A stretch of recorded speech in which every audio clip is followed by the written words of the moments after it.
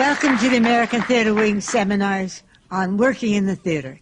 These are coming to you from the Graduate Center of the City University of New York, located in Times Square, 42nd Street, where Broadway, off-Broadway, and off-Broadway all meet.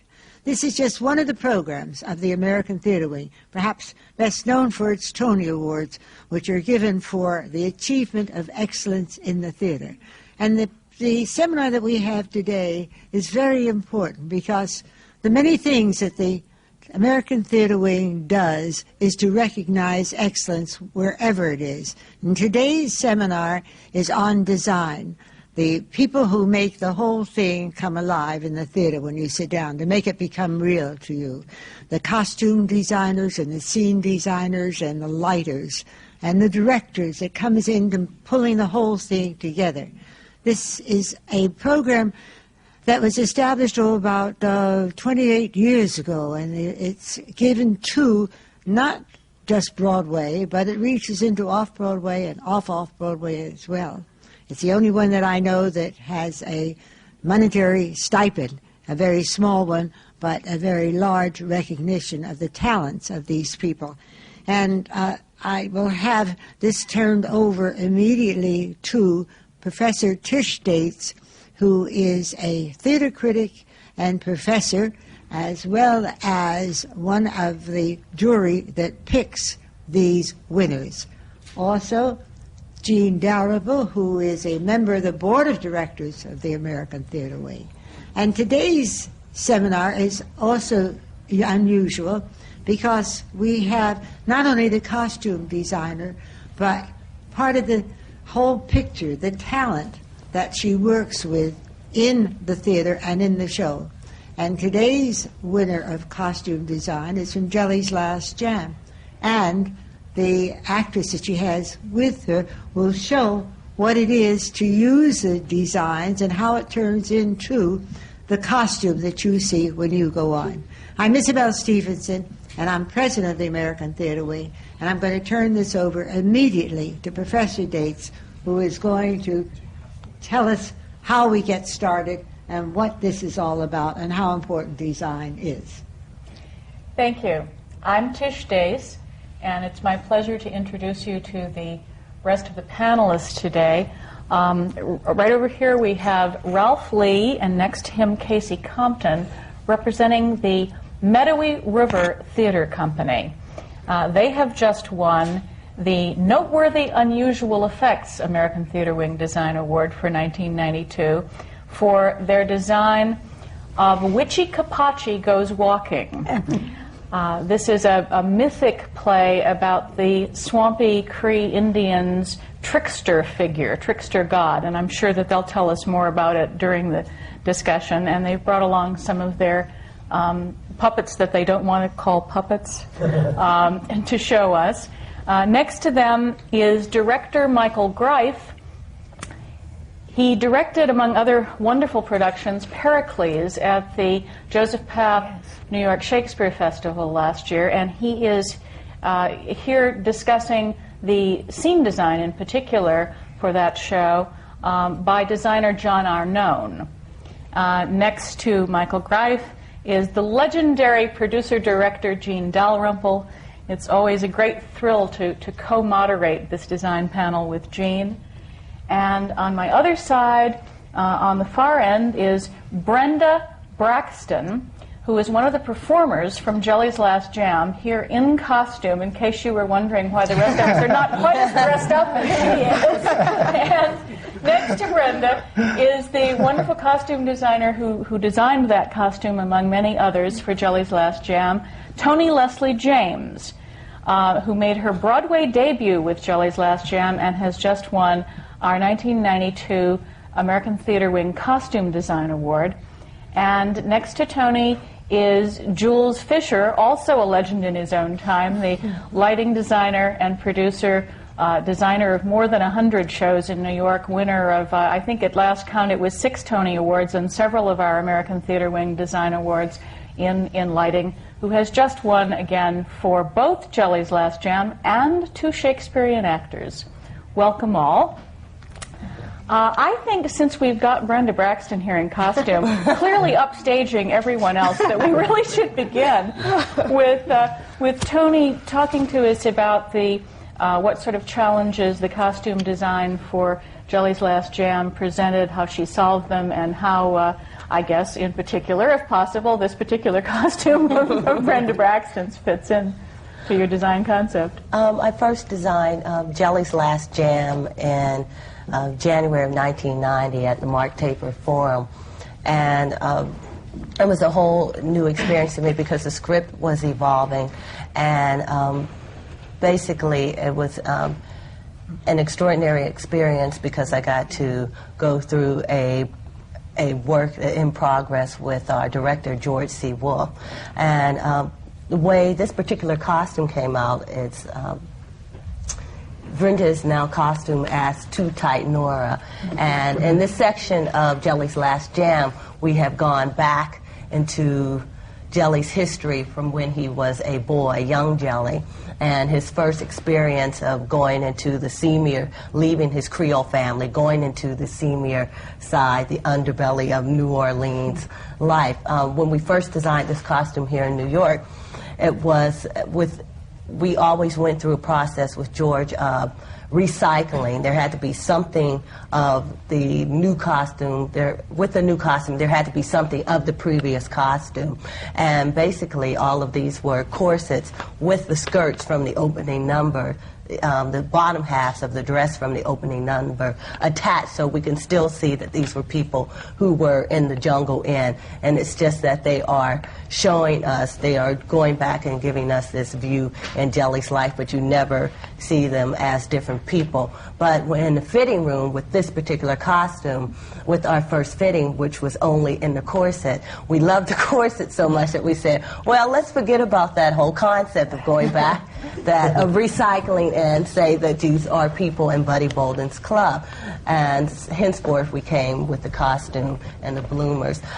With everything as far as working with George, and as far as the way I have been trying to work within my costume design, it's color and texture and different things that you can really feel and see as far as I'm trying to get away from the slickness of a particular costume and to get into some sort of texture with it. So with this particular costume, we have many different layers. Her bodice is appliqued and everything. It's many different layers of fabric on top of each other. And now this costume is distressed down, but it really looks more of like what we really wanted to look like the first day when we went into the theater. And how much of this was on a sketch before it came into a costume? From the top up was on a sketch. We just got rid of the skirts and added bloomers because we felt it was more realistic and it's also sexier. And was that done on the performer, or when? It was done. It was done on the performer. Mm-hmm. Can we see her standing up?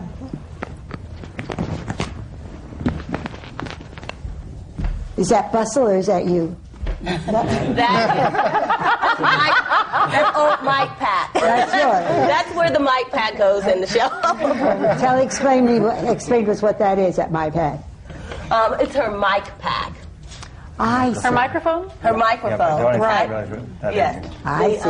On stage, everyone has a mic pack, and we had tried to figure out various places to conceal them. And being that this is bone to conform to her body, and is this new in Bobby Drew? Is this new? This mic pack? Let me explain a little bit with that. Not that I'm in sound, but in most musicals nowadays, with all the amplification that's in orchestra pits, the voices of almost all performers have microphones, and a very tiny microphone is hidden somewhere, either in the hair or on the lapel or in a costume somewhere, but it's not seen by the audience.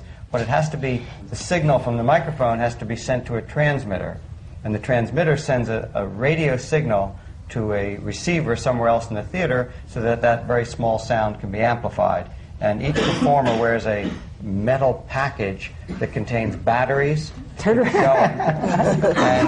radio transmitter, and that's what's very hidden clever. into the costume. No, it is. What do you have to do with it? Is it easy to work it, or It's do you not have? bad. It's just right back here, and the wire goes up my back, up my neck, and into underneath my wig. It's not constraining in your work. Okay. And because the corset is all bone, because it's a true corset and it's laced up the back, and throughout the course when the ladies wear them, when you take them off, you'll see a silhouette of their body. So from the mic being back here, we have also a silhouette of the mic also. It's awfully pretty. Brenda, could you show us the shawl too? Yeah. That's part of the costume, right? It's a beautiful. Oh goodness.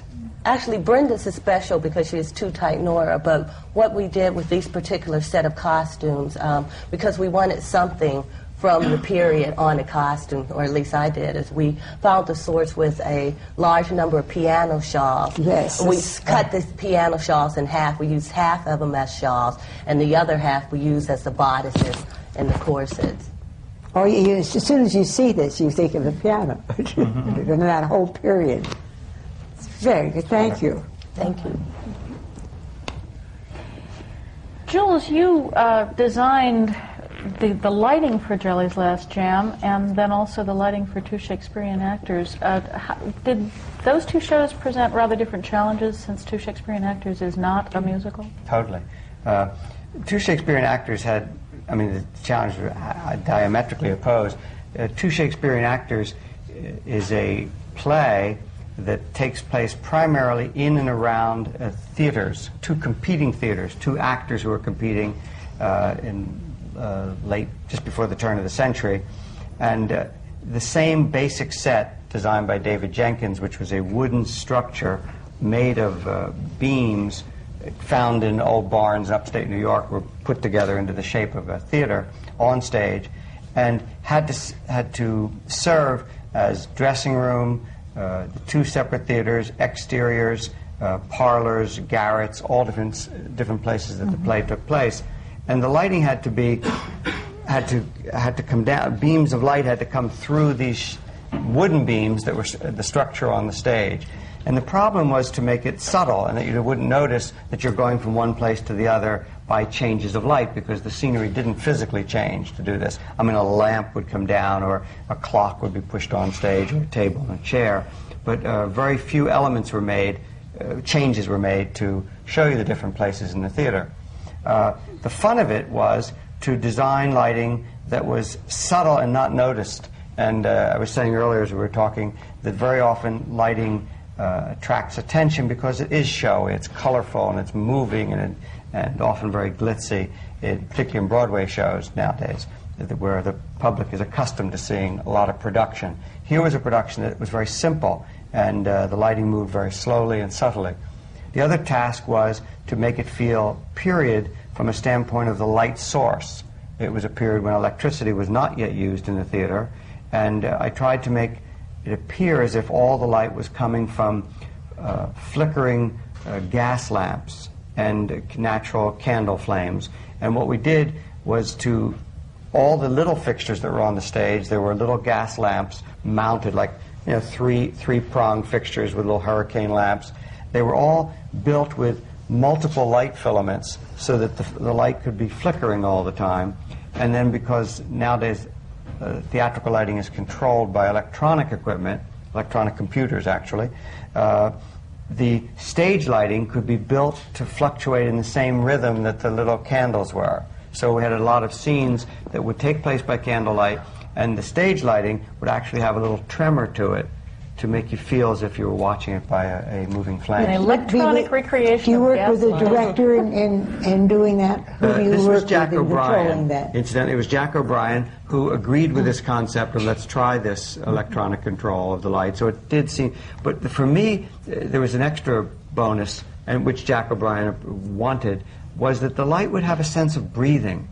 So it wasn't static. Even though a scene would have a single shaft of light or multiple shafts that would light the scene, the fact that the light had a little motion to it seems to make it breathe. And I think that gives much more sense of life. And I would like to be able to do that more often in contemporary plays, that the light is constantly shifting as if it's like it's music. So it just has a little, you don't get used to it. It isn't static.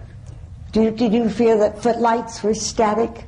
No, quite the opposite. In that show, too, I think footlights gave an excitement to theater in the turn of the century. It was noticeable, and it was very yes. good. And warm and very flattering to people because of its underlighting. Why did you go away completely? Was it not compatible with computerized lighting? Why does the theater not use them? Yeah, I didn't mean you. I'm sorry. I'm willing to use them if it's apt for the play. It is also an unnatural source. Light, most conditions of lighting in life are from the sun, which is above our eye level. It's usually thought of as above, or it's from the sky, slightly blue filtered light, or it's reflected from walls. But relatively unnatural sources to have it below you. Even though it goes up. Even though, I mean, other than having candles that might be below you. Also, we associate a light that comes from a low angle with horror films and terror because it casts strange shadows. Now, footlights, because there were multiple source of light, did cast shadows which would be higher than the actor, and that's sometimes distracting. If you have lights below and on the wall behind you see moving lights caused by the shadows of the motion in the footlights, it's a little distracting. So I think as theater developed better light positions, built-in troughs in the ceiling, side lighting in boxes in the theater, they abandoned the footlights. But it is a flattering source. Yeah. How did the working in this non-musical play differ in its challenges from doing Jelly's Last Jam? As I was talking about earlier about the subtlety and very slow and gentle movement of light, in Jelly's Last Jam, we had a wonderful opportunity to work with a director who's also the author. That doesn't happen very often. And George Wolfe is brilliant. And throughout the script, it was a thrill to read it because he referred to light almost as a character in the play. The play begins with a paragraph about light and ends with a paragraph about light, or a sentence or two, in which he referred to a figure, a personage the chimney man, that comes from another world, and this other world was darkness. So his brief to us, at least to me as a designer, was that the entire stage was darkness to begin with, and that we would only bring light into it as Jelly would perceive light. That the netherworld, controlled by the chimney man, was darkness, or the absence of light. So I had a chance to work on a musical in which light was a central figure. A character, yeah. In the piece. How much cooperation did you and Toni get a chance to carry out? I mean, obviously your lighting very much influences the effect of her costumes. Did you confer frequently? Did you check on what your light was doing to the color values, for instance, of a costume like that? It was good for me because by the time we got to the theater, Jules is working, so I was able to see how his light was evolving as far as the relation to the costumes, because the costumes are done, well, sort of kind of done once you get into the theater. So during that process, when everything was in the theater, that was the time when Jules came in and had started working. And also because George is so meticulous about everything visually, and especially lights, I think George is more particular about lights as incredibly phenomenal. The man is just gifted, but he's more precise about lights than he is about anything else, because he realizes how much, you see visually as far as the set and the costumes are concerned are controlled by the lights. And as Jules says, he has those specifics written into the script. So I was able to watch the way Jules was evolving the lights. And anytime I was frightened, I'd say, Jules, it scared me. But most of the time... For you also, we had a collaboration, a very good one, in that we were able to meet with a scenic designer for We were days. all there for a long time. And you sent me, which is common, but you sent me swatches of fabric on each of the drawings, so I could see that if this scene was primarily costumes of that color, that when we went to light it, we would try to balance it towards those tones. Which was your favorite production to light? Do you have one? I probably don't, but I did hair. And Yeah. it was wonderful, and it was a great experience. I thought that was I'm not good. sure it was the favorite production, but it was one of the best experiences I ever had, only because I got a chance, or one of the reasons was, I had a chance to see it done all over the world and appreciate it everywhere in the world, in any language it's done. And I was very much younger when I did it, so I literally got to many countries that I'd never gotten to. So it has a very special place for me. That's a phenomenal time, too. We have actually two directors here. You've been talking about your brilliant director and how you interact doing with him. this. And It's very nice to hear designers yes, speak of it. Ralph Lee is, among other things, the director as well as the designer for the puppets for the Mettawee River Company. And Michael Greif, of course, directed Pericles, among many other plays. How do you interact with your designers? Do you have final control? Do you come to them with a concept, a directorial concept that dictates design concept? And Ralph, you are your own designer, and Casey works with you as a designer, so maybe after that you can comment on how you do that. Well, I think the process is very fluid, and it changes from project to project, and the personal dynamics between the director and the designer will always inform that relationship as well. I think it's healthy for a director to know what it is he wants to express with a project and be able to speak to his creative team, his or her creative team, with some plan, with knowing where the journey's going to end. You never really know. It's always discovery. Things change. So I think it's really healthy to begin with a good idea, or at least what you hope is a good idea then, and be able to express those things clearly. And then I know that I always look for designers who will have better ideas than me and come back and say, well, that's good, but this is better. And I think that's how the collaboration works best for me. Did you bring to the production initially the concept of a chronological change during the course of the 5 acts? I mean, you start off with John Gower sort of emerging from the grave in a winding sheet, and he lived a couple of hundred years before Shakespeare, and by the time we're finished, you have us in a very contemporary setting, and John Gower is wearing, I don't know, a tuxedo or something. I mean, he's wearing contemporary clothes, and the design seemed to evolve that way, yes. Yeah, I actually did go to John with that notion. We both, I think we... John Arnault, not John Gower. No, John Gower came to me with everything. You had a seance with John Gower. You try anything. I wish John could have been a little more helpful. Both John and I had about 3 or 4 months to sit with the text and read it and read it and read it. And the thing that's remarkable about a Shakespearean text is clues emerge. I mean, the better detective you are, the more the play informs you. I mean, you'll find a word that's unfamiliar or even a word that is familiar, and then when you hunt down its many allusions, both contemporary allusions and allusions in the 17th century, you find that a word will allude to a concept. I found in Pericles, every third word alluded to some sort of contest, some sort of challenge, some feat, some quest. And that had a lot to do with how the design emerged. But I will say that very early on I said to John, I'm interested in time travel as well as geographic space travel. And so we both knew we both began with that. John said to me very early on, something remarkable about this play, as we talked about the character of each of these lands and places and self-discoveries that Pericles makes, is that he said, you almost go through the color spectrum. And of course the play does go from dark to light, from death to rebirth, and from separation to reunion.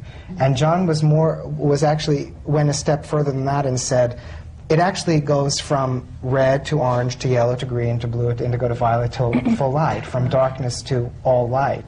And that became really the way in which we began. I mean, knowing that we travel time and knowing that we travel from darkness to light became really the parameters for the design. Well, then, where did the sandbox come from? The whole play, well, except when the sandbox turns into a pool and rain falls in it and a ship floats on it, Except for that, the whole play takes place in a large Well, as I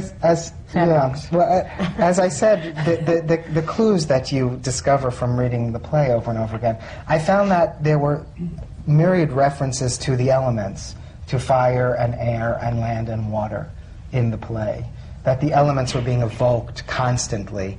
It was about the human form in response to these elements. And so we wanted to literalize these elements on stage, and the way in which we chose to depict land was sand. Maybe because the actual places that are described, that are named in the text, are desert or beach. Yes. So it became sand for land. Yes, Pericles takes place sort of around the Mediterranean. I guess it's not clear quite how far in North Africa it goes, but we're in sort of Greece, Turkey. Picture the Mediterranean.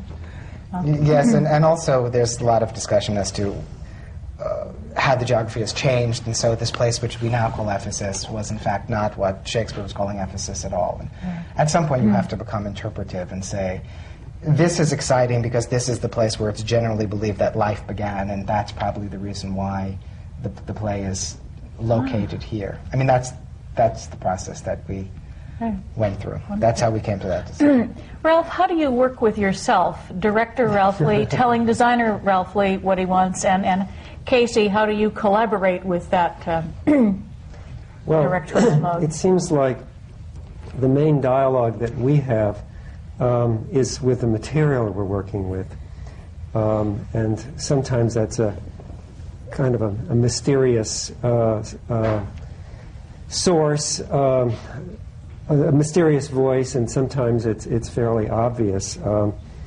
But that's the main thing that we are informed by when we're starting to put things together. With this particular piece, it's based on stories of the Cree trickster figure, and we were attracted to that material first off by a wonderful book of poems that had been translated from the Cree by Howard Norman, who eventually wrote our script for us. And in that particular group of poems, we became aware of how these people, the Cree Indians, would they'd play around a lot with reality. One image that always stuck in my mind was that was an image of snow that was falling off a branch, and before it hit the ground, it turned into an owl that flew away. And there's just something about those kind of transformations that would take place in their minds, and they would do a lot. They would play around with nature a lot. I think at one point, was it Wichikapache puts 2 moons in the sky, and all the villagers pretend that they don't even see it. You know, just because they're always at odds with... They don't want to give him the satisfaction. That's right, they don't want to give him and then they turn around and they go, oh, wait a minute, there's only 2. What happened to the third one? Right. And he's so furious. They go, gets turned around. Yeah, and so there's this constant kind of play there with reality. And so we tried, when we were building the various figures for this production, to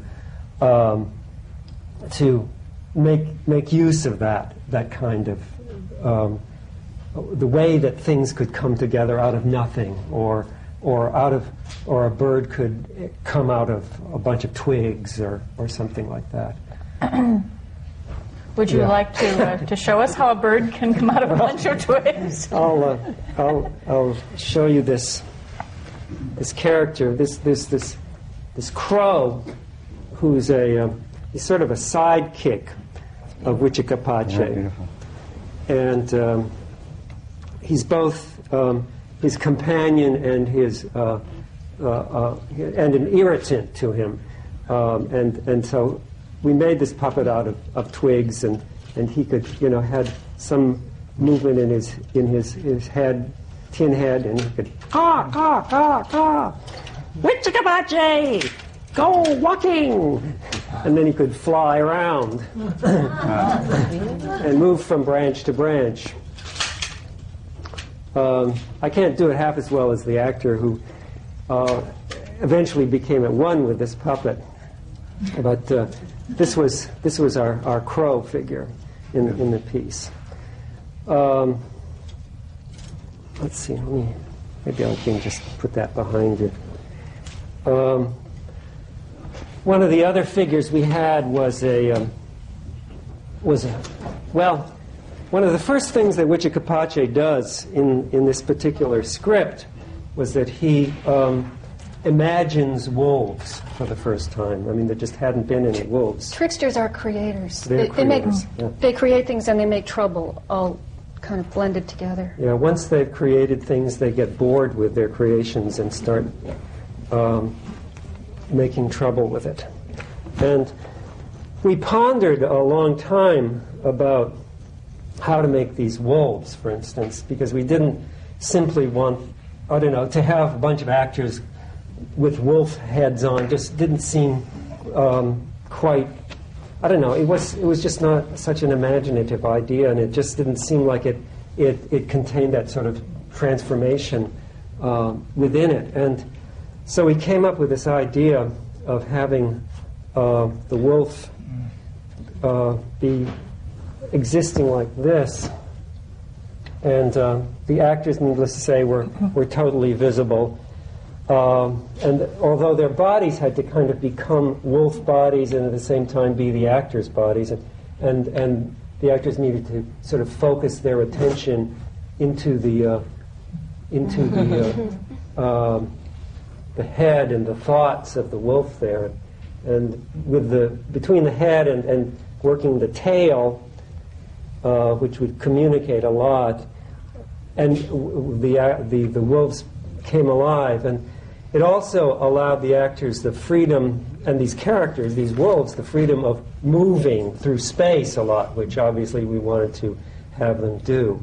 And so they could cover a lot of territory. Sometimes they could be very low to the ground, and sometimes when they're loping along, they could be really quite high.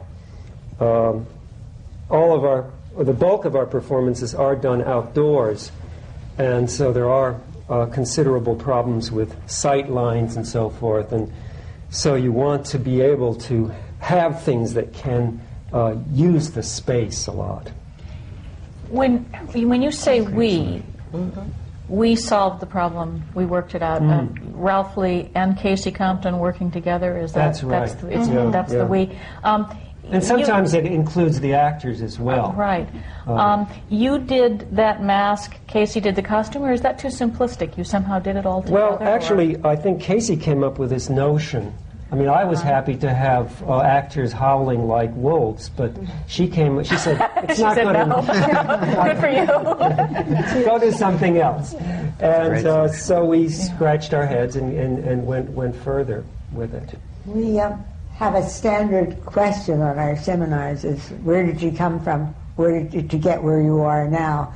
And I'd like to go around with that, and I'd like to ask Toni, did you study? Where did you come out of?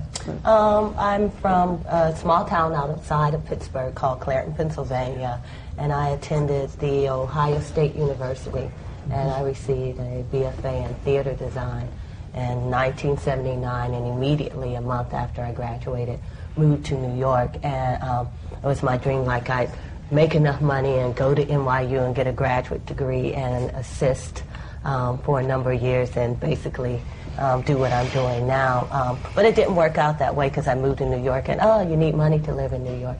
So I worked I worked at the Village Gate, which was my first job here. At the theater? Yeah, the Village Gate. One More Time had just opened, and I was an usher, and it was just wonderful. And a professor of mine, a lighting designer named Toshiro Ogawa, got me a position as an assistant wardrobe supervisor for Dance Theater of Harlem.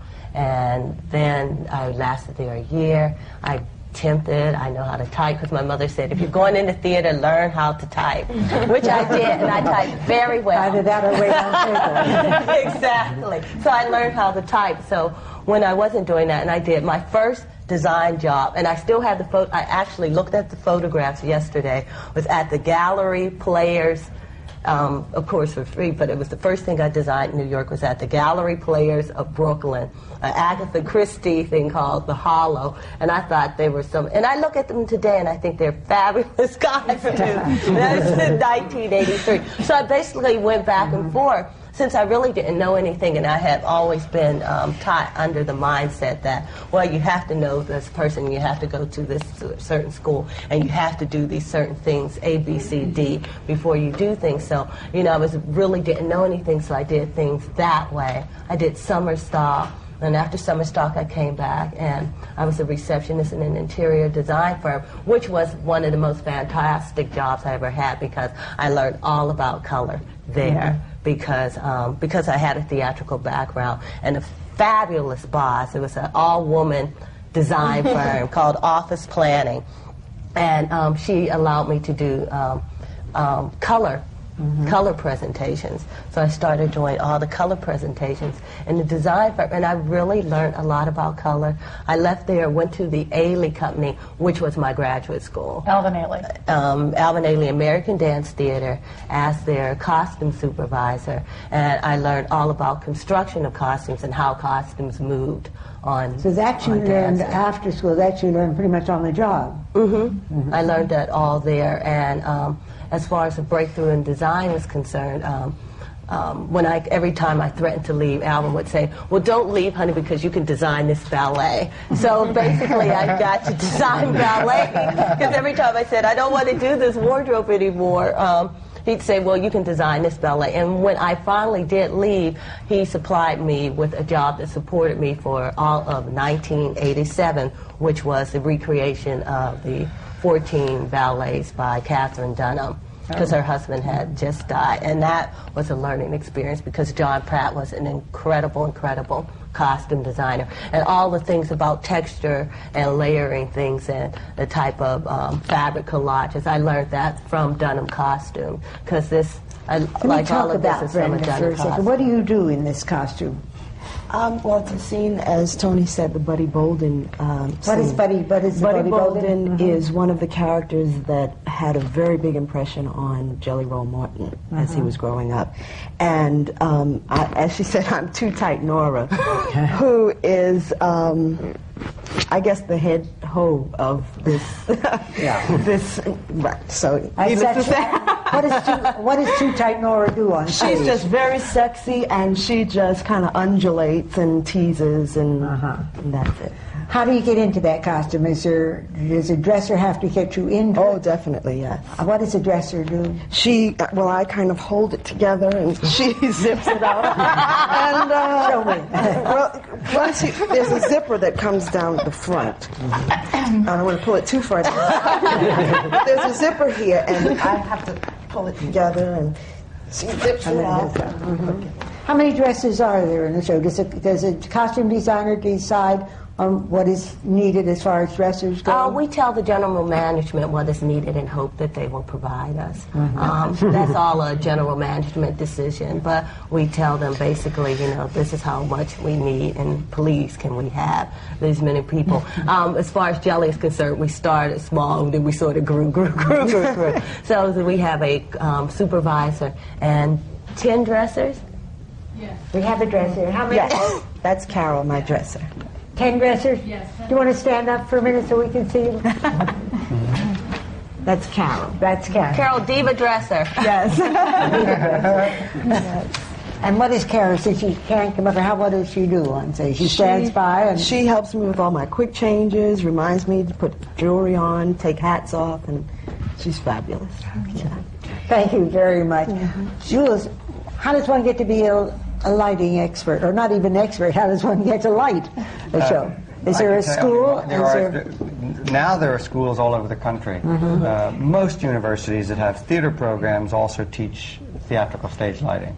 I went to Carnegie Institute of Technology, which is now called Carnegie Mellon, for an undergraduate degree, and simultaneously worked in summer theaters. I worked in 9 summer theaters in a row for 9 years. I worked in summer stock, and found that a great experience. But in my last year at school, I came to New York to design the lighting of a play that a graduate student, someone who'd already graduated from Carnegie, who was in New York, called me and said, look, I'm doing this play in New York. It was All the King's Men by Robert Penn Warren, and said, would you do it? Even though I was still a student, the school gave me permission to leave and come to New York, and I did this off-Broadway play, and went back to school. This was my next to last year at school. And when I went back, a few months later, I got another phone call from the designer who had done the play. Who was the designer? The designer was Gary Smith, who is now a very well-known television producer and director of Smith Hemian Productions in California. And Gary called and said, I'm doing another show. It was called Parade, which was written and directed by Jerry Herman. A little off-Broadway show. That was off-Broadway? Off-Broadway at the Province. About what year was that? That was 1959. 1959 or in 1960, that season. An off-Broadway play by Jerry Herman, who was not very well known. And I then went back to school, and again the designer from that show called me and said, would you come back to New York? So I ended up doing 3 shows in New York, off-Broadway, before I graduated. So then when I came to New York, I already knew a lot of people, and came to New York and just kept working ever since. I did 135 off-Broadway plays before I did a show on Broadway. Wow. Jean, did you do off-Broadway as well as Broadway, or was City Center considered off-Broadway? No. No, I never did off-Broadway. Just went straight to Broadway. First class. Took the big jump right away. No, well, you see, I was working with John Golden, who was a Broadway producer, and I learned everything there. So naturally, that's all I knew, and so I did it.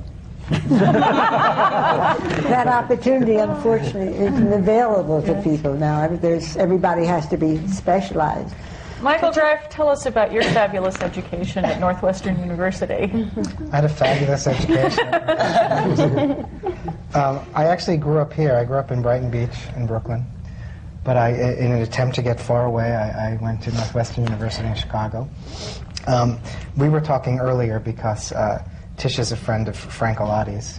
Actually, can I say this? We went to high school together. Yes, it's all right. We appeared together in plays in high school. And Frank Elati was a director. I was an actor for a time in college. He was my director, and he was also my teacher. And so we shared that person in common. I actually was in the Performance Studies, what's now called the Performance Studies Department. Then it was called the Department of Oral Interpretation, which sounds like sitting around. But sitting around and reading books aloud, which is actually what we did. But it was a wonderful program because it really taught you how to see material for its dramatic possibilities. We would adapt a lot of non-dramatic material for performance. And I think that it really was director education because it taught you how to look at material and shape it and present it. And it was also very helpful being a performer for a while. I think that's been very important to my work as a director, being able to talk to actors. Frank Elati won the 2 Tony Awards several years ago for both directing and doing the stage adaptation of The Grapes of Wrath. So this is the sort of thing that his education involved, adapting classes. Yeah, we did. I mean, I remember when I had just finished Northwestern and came to New York, and Nicholas Nickleby was a great phenomenon. And it was very much like the work we had been doing for 4 years, and I was very thrilled to see that there was actually interest in work such as this. So it's wonderful to be able to have great sources for material. I came back to New York for a couple of months. I worked as an assistant director to Jack Hofstas on a play called Poor Little Lambs, which actually I never mentioned, so I usually don't say that. Now you have, we all know. And then I went to study in San Diego. I went to study with Alan Schneider because I had been a great Beckett fan in college and was very interested in Alan's work with Beckett and with other seminal American playwrights.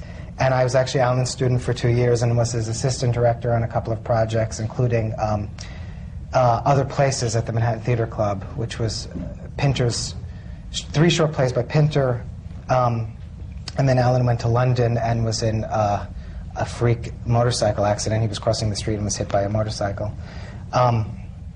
While I was in San Diego, Des McAnuff was an important influence on me. He had just begun the La Jolla Playhouse, and I was Des's assistant for 4 years. I assisted him on Big River originally at ART and in La Jolla. And I was very lucky because I inherited it, and it was my meal ticket for many years. I directed a national tour of it, the bus and truck, actually. And then I directed it in Japan and Australia. And this was great because I was able to put my own work up in various small venues in New York and feed myself. It was a great, great blessing. Jean wants to add something to that. I skipped something. I began in vaudeville. And that was real off Broadway. There was something before Broadway. Yes, there certainly was. I not only produced for Broadway, I wrote and directed for Broadway. I had 3 one-act plays on Broadway before I was 25. One of them starred myself, of course. And the other 2 starred Archibald Leach, who became Cary Grant, and the other one starred Jimmy Cagney. Oh, my. That's how I began. Wonderful. I think Jamie has done almost everything in the theater. I don't know whether she's ever stitched a costume together. But Yes, I did. Oh, I knew I would. There's absolutely nothing she hasn't done. I made all the costumes for one vaudeville act that I did called In the Park. And it had 2 girls in it. And I never could find the kind of clothes I wanted for them, so I made them. So there. I can't wait to get to you. Yes, well, let's. Casey, how did you get involved in theater, and then Ralph?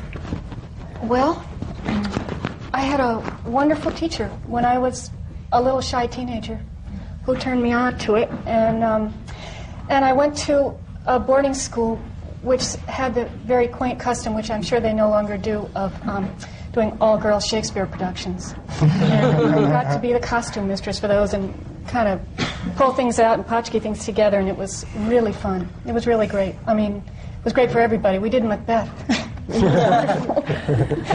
And I went to Bennington College, which costs a lot but doesn't have a lot in the way of facilities. At least then it didn't. And that also was fun. I think it may be some of that beginning that has made our work together kind of defined the rest of this, which is that you just scramble and layer things, but you're also, for us, it's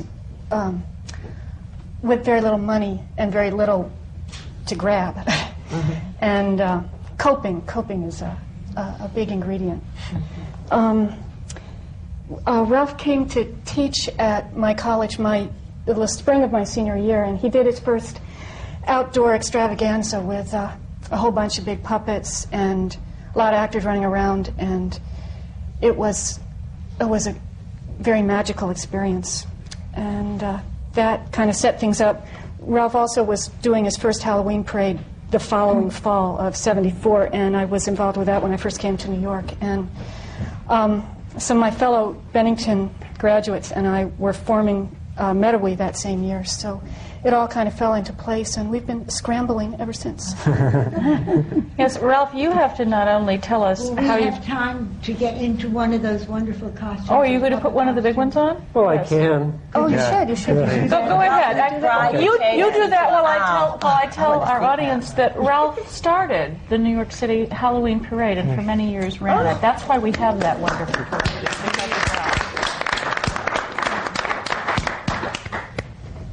This character I'm going to put on is the character of, I can still be hurt when I'm inside this, is the character of 2 loons, who's a very forceful female figure who is a... She's kind of a counterbalance to Wichikapache. Yeah. If I can find my arms here, my hands. And she lives at a lake, which has an echo. So that's why her name is Two Loons. Oh, wonderful. And at one point she has to swim. Casey, you said, did you have one that's the bride that changes into an owl?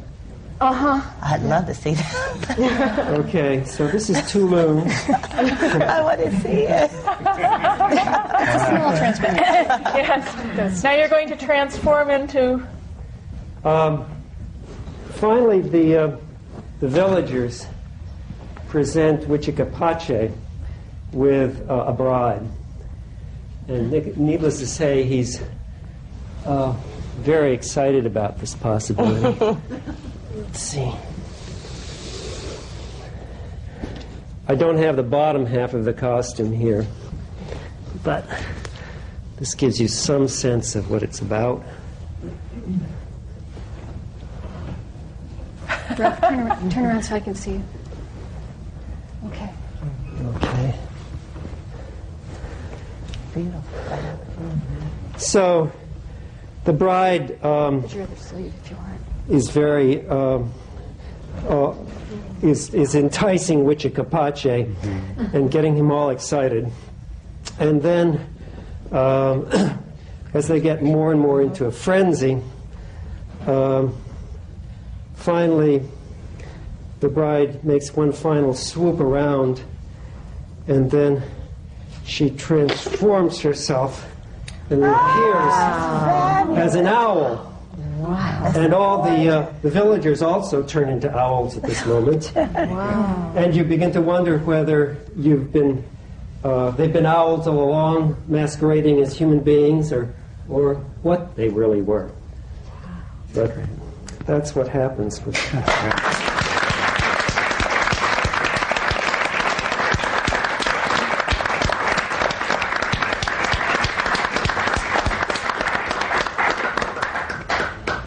Thank you for sharing that with us. You're wonderful. Thank Just you. wonderful. Tish, do you want to go on? I think Yes, I have a question I'm dying to ask Ralph and Casey. If you had the budget of Jelly's Last Jam, you're a low-tech company using simple means, that's part of your philosophy, what would you do with a multi-million-dollar budget? Would you like to tell us how much you spent on Wichikapache Goes Walking? well, more I think, owls, I imagine. I think on the physical production, we spent about $1,200. Yeah, about $1,200. There are a lot of 12 saplings million? in the show. A Yeah. lot of things we could get for free. No, 1,200. $1,200 Right. was their production budget. The and the sort of the all-over budget for a season for us is around $65,000, right? Yeah. 65,000. That's Which funds your touring. That's a tour. That That's funds the everything. actors and everything else. And everything. And I think that if I had a larger budget, I wouldn't necessarily make these productions more complicated. I might have better lighting than we've got. I happen to operate our little dimmer board, and I really appreciated what you were saying about the light breathing, because I find myself, there are 12 little dimmers, and I find myself sort of playing it like a console. I never set the cues at all. I just play it as the show goes on. But I would have more sophisticated lighting, and I'd also like to extend our operations through the year. Perhaps have a real home base in New York City where we could function out of during the wintertime.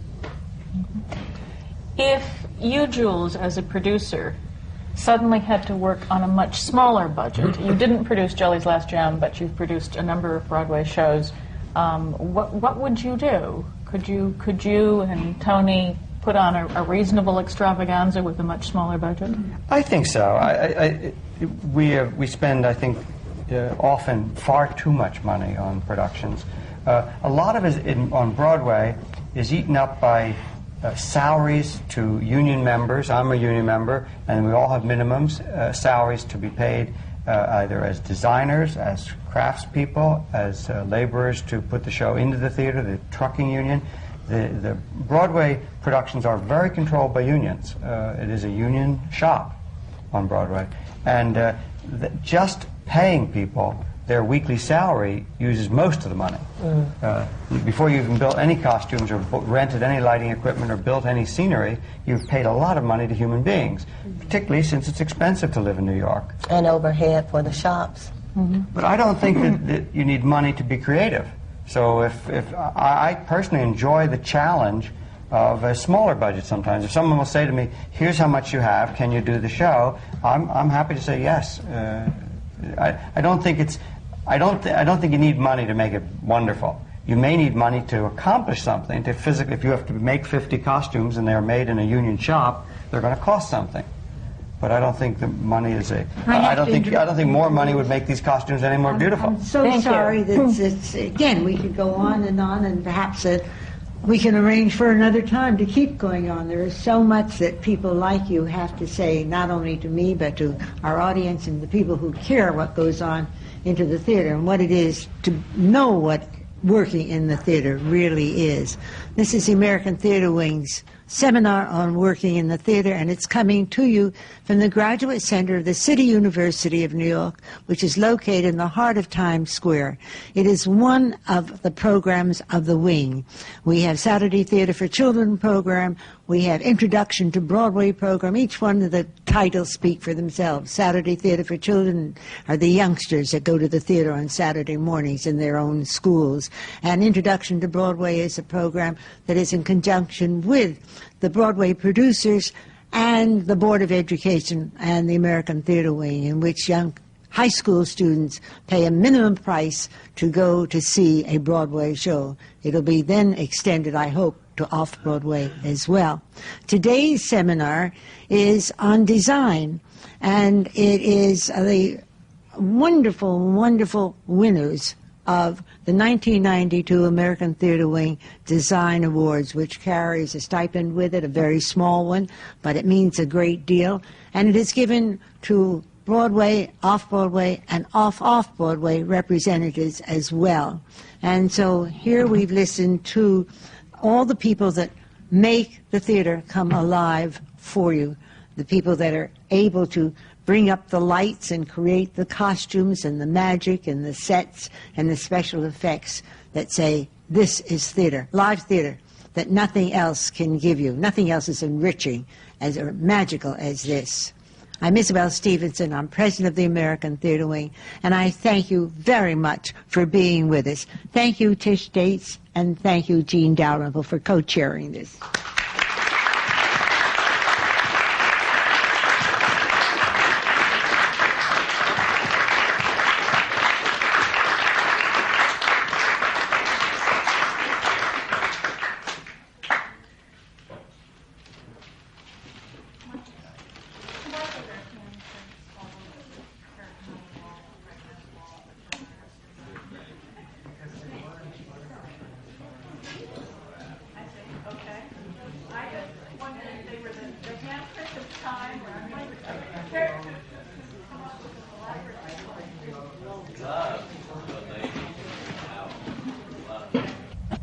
Clappers.